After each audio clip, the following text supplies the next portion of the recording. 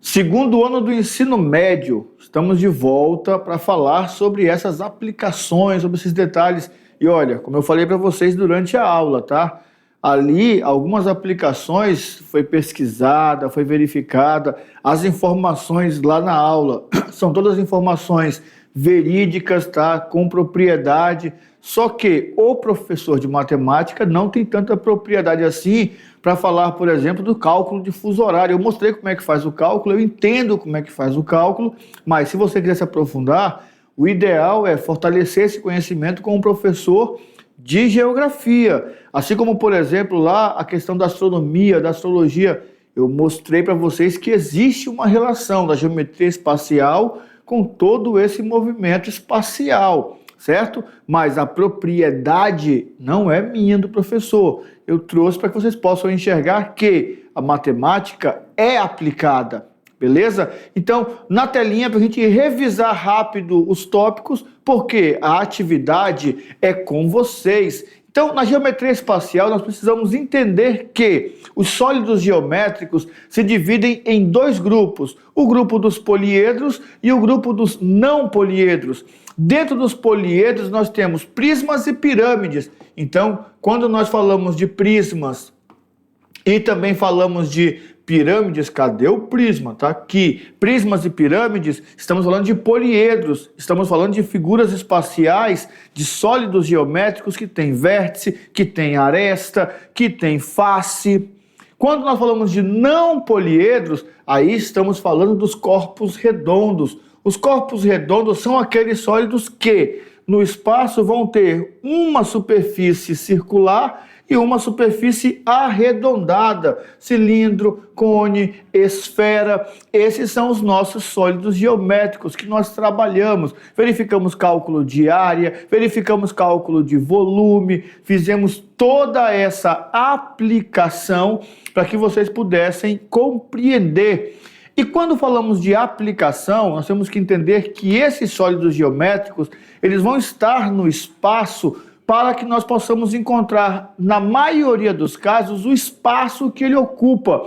E o espaço nada mais é do que o volume. Aqui nós temos o volume já comparativo de prismas e cilindros. Por quê? Prismas e cilindros é a área da base vezes a altura. Cone e pirâmides, área da base vezes a altura, dividido por 3. E a esfera é aquela figura que vai trabalhar diferente, que é 4πr ao cubo dividido por 3. Na aula, aqui só uma curiosidade, tá interessante, é a questão dos sólidos de revolução. É interessante porque o Enem cobrou uma questão dessa, né, colocando no espaço ali um trapézio e fazendo a rotação dele. Essa rotação, porque os nossos sólidos geométricos, eles recebem o nome de sólidos de revolução. É quando eu pego uma figura plana, faço uma revolução, faço um giro de 360 graus, já pensando no comprimento, na largura e na profundidade. Então, fiquem atentos a esse nome, sólidos de revolução. Na aula também falamos sobre a cartografia, não é? Dando ênfase principalmente à questão do fuso horário. Então, o que eu sugiro a vocês que sentirem curiosidade de entender essa questão do fuso horário? Você vai ter que entender que o nosso globo se divide em 15 partes, meridianos e paralelos. Então, quando eu divido 360 graus em 15 partes, eu já começo a pensar na questão do dia, 24 horas, quantos minutos, quantas horas. Tudo isso você tem que aprender com geografia. Lá é com mais propriedade. A questão do cálculo, multiplica, soma, mais 5, menos 10, isso é matemática. Mas o entendimento do todo é geografia. Na aula, as questões que vão para vocês agora são questões de geometria espacial, principalmente cálculo de volume de algumas questões aplicadas. Tá certo? Questões do modo que o Enem vai nos cobrar. Então agora é com vocês. Atividade de sala.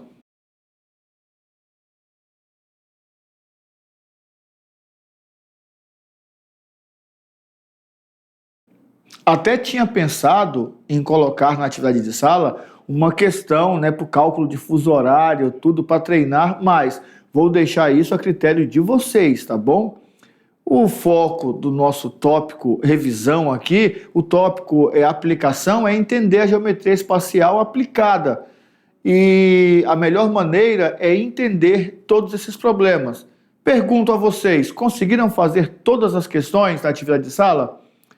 Questões práticas, questões mais ali trabalhosas, conseguiram entender todas? Beleza, então. Então na telinha vamos às correções. Primeira questão, diz assim, ó, um cilindro com base circular. Primeira coisa que eu tenho que fazer aqui é enxergar a figura. É a primeira coisa que eu faço, eu enxergo a figura. Cilindro com base circular. Raio igual a 6. Então, vou colocar aqui. Raio igual a 6 centímetros. Tem volume 180 centímetros cúbicos. Qual o valor de sua altura? Adote π igual a 3. Então, vou colocar aqui, π é igual a 3. Temos aqui as respostas, olha só, 18, 6, 2, 5 e 4. Vamos fazer os seus devidos cálculos. Volume é igual a πr ao quadrado vezes a altura. Como é um cilindro, não divide por 3. Área da base vezes a altura. O volume, ele disse que é 180. O π pediu para usar 3. O raio é 6 ao quadrado vezes a altura. 180 é igual a 3 vezes 6 ao quadrado, 36 vezes h. 180 é igual a... Cadê? Isso mesmo. Igual a 36 vezes 3, 90, 18, 108 vezes h. 180 dividido por 108 é igual à altura. Quando fizermos a divisão aqui, não vai dar nenhum daqueles números ali. Então vamos fazer o seguinte aqui, ó, para ajudá-los aí. Ignora a princípio esses números, vamos ignorá-los e vamos fazer os cálculos ali.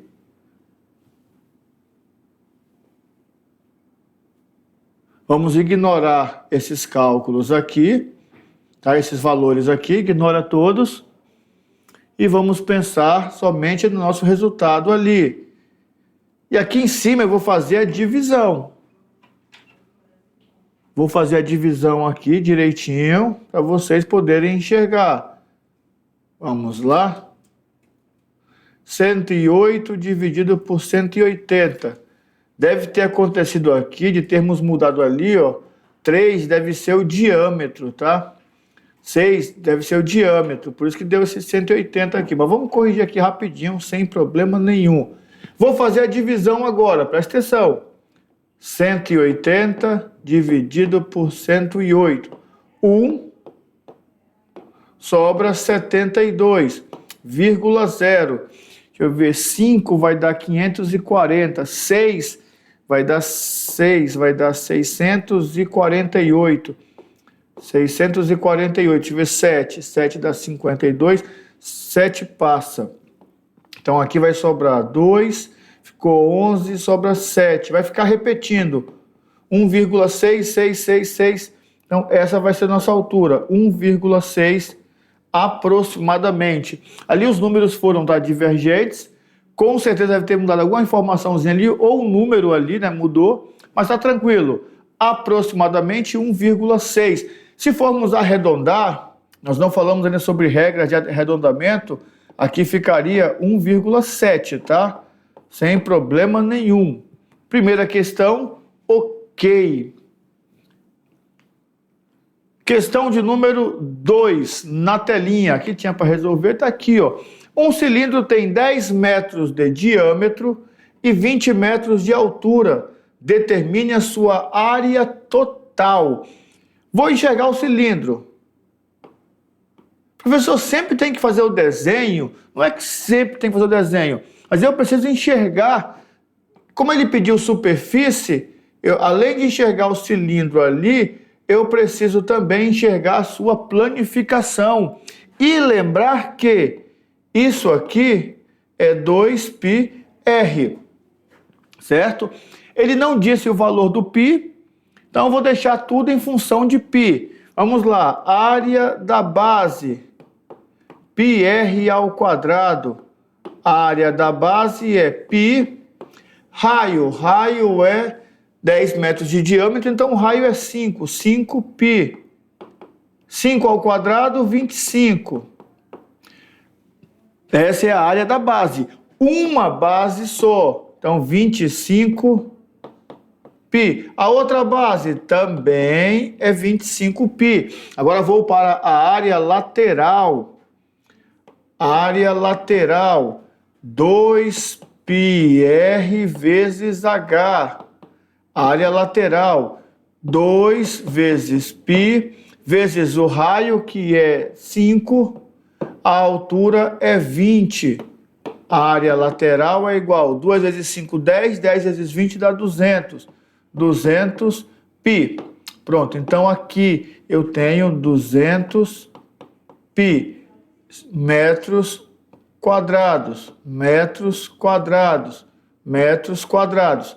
A área total é igual a 2 vezes a área da base mais a área lateral. A área total é igual a 2 vezes 25π mais 200π. A área total é igual a 250π. Professor, eu coloquei no lugar do π 3. Se você colocou no lugar do π o número 3, você vai encontrar o seguinte, olha só. 250 vezes 3. 750 metros quadrados. Não, professor, aqui, deixa eu colocar os metros quadrados aqui também. Metros quadrados. Não, professor, eu coloquei lá no lugar do π 3,14. Então vai ficar assim, ó. 250 vezes 3,14. Opa, 3,14. Aí eu vou fazer a multiplicação. 250 vezes 3,14. Isso, estou mostrando os 3 caminhos que podem ter acontecido aí com vocês. 785. 785 metros quadrados. Então você pode ter encontrado qualquer uma dessas 3 respostas. Posso ter encontrado aqui, ó, primeiro caso aqui, usando o π, deixando o π normal. Posso ter encontrado aqui, usando o π igual a 3. Ou posso ter encontrado aqui, usando o π igual a 3,14. Não tem problema, beleza? Segunda questão, ok. Questão de número 3. Durante a aula de matemática, o professor desafiou os seus estudantes a encontrarem objetos do cotidiano que possuam formato de corpo redondo. Foi então que os alunos fizeram as listas a seguir. Diana trouxe frutas como maçã, limão, laranja, uma garrafa de refrigerante e a lixeira cilíndrica da escola. Renata trouxe pneu de carros, casquinhas de sorvetes e chapéu de aniversário infantil. Rogério trouxe copo, garrafa de refrigerante e uma caixa de sapato. Mateus trouxe bola de futebol, globo ocular, cenoura, barril, objetos que eles encontraram no dia a dia. E o professor fez a seguinte indagação. Ao analisar a lista dos estudantes, o professor percebeu que um dos alunos colocou um objeto que não é um corpo redondo em sua lista. O aluno que fez isso foi a Diana, foi a Renata, foi o Rogério, o Mateus, ou não, o professor se enganou, todos colocaram corpos redondos. Vamos ver aqui, ó. Agora eu vou com o marca-texto, fazer assim, Diana, maçã, corpo redondo, limão, corpo redondo, laranja, corpo redondo, garrafa de refrigerante, cilindro, corpo redondo, lixeira cilíndrica, corpo redondo. Ok, Diana, ok. Renata trouxe pneu, corpo redondo. Casquinha de sorvete, um cone, corpo redondo. Chapéu de aniversário infantil, um cone, corpo redondo. Ok. Rogério trouxe copo, cilindro. Garrafa de refrigerante, formato cilíndrico. Caixa de sapato, caixa de sapato não. Então, o aluno que trouxe o item que não é um corpo redondo foi o Rogério, porque ele trouxe uma caixa de sapato. E a caixa de sapato, ela tem o formato de um paralelepípedo. Paralelepípedo é um poliedro, é um prisma. Então, Rogério foi o aluno que contrariou o pedido do professor. Viu que questão boa? O Enem cobra esse tipo de questão. O Enem trabalha com essas aplicações. Falando em Enem, vamos decolando para o futuro? Vamos ver uma questão do Enem aqui para brincarmos de matemática. Na telinha, durante o planejamento da construção de um poço de combustível, o engenheiro responsável estava pesquisando sobre o tamanho do reservatório de combustível a ser construído. O reservatório de um posto é sempre subterrâneo e, nesse caso, deveria ter a capacidade de 24 metros cúbicos, comportando, portanto, 24 mil litros de combustível. Olha como que o Enem é bonzinho. Ele já disse para a gente que 24 metros cúbicos é igual a 24 mil litros. Por quê? Porque 1 metro cúbico é igual a 1.000 litros. Beleza. Sabendo que esse reservatório possui o formato de um paralelepípedo reto retângulo. Olha, o Rogério já dando ajuda aqui na aula, porque na questão anterior ele trouxe esse objeto no meio dos seus objetos todos lá, não é? Então o reservatório vai ter esse formato. Por aqui vai abastecer de combustível, mas está aí o formato. Tem que ter capacidade de 24 mil litros ou um volume de 24 metros cúbicos. O que eu precisar, eu uso. Aí vamos continuar. Sabendo que esse reservatório possui o formato de um paralelepípedo reto retângulo, o engenheiro construiu com 3 metros de largura e 4 de comprimento. Então, 3 de largura, 3 por 4. Falta saber a altura. Eu não sei a altura, então vou colocar aqui de vermelho um xizinho. Pronto. 3 vezes 4 vezes x, isso tem que ser igual a 24. 12x igual a 24. X é igual a 24 dividido por 12. X é igual a 2 metros.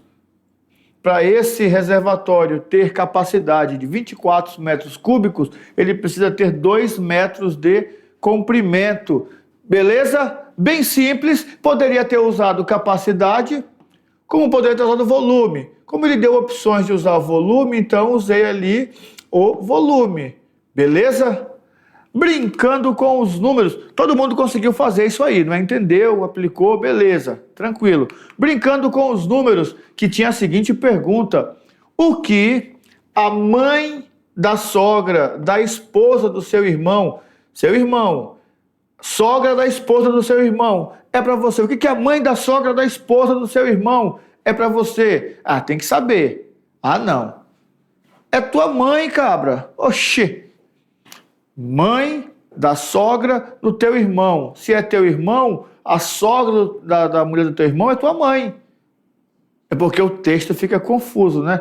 Por isso que é um raciocínio lógico, é um teste de raciocínio. Eu tenho que ficar atento às palavras. Olha só, o que a mãe da sogra, da esposa do seu irmão. Meu irmão casou, então a esposa dele tem uma sogra, e a sogra dela é minha mãe. Muito bom, senhores. Encerramos assim a parte de trabalhar, de explicar, de entender. Vamos agora, na próxima aula, olhar tudo isso no Enem. Não saia daí.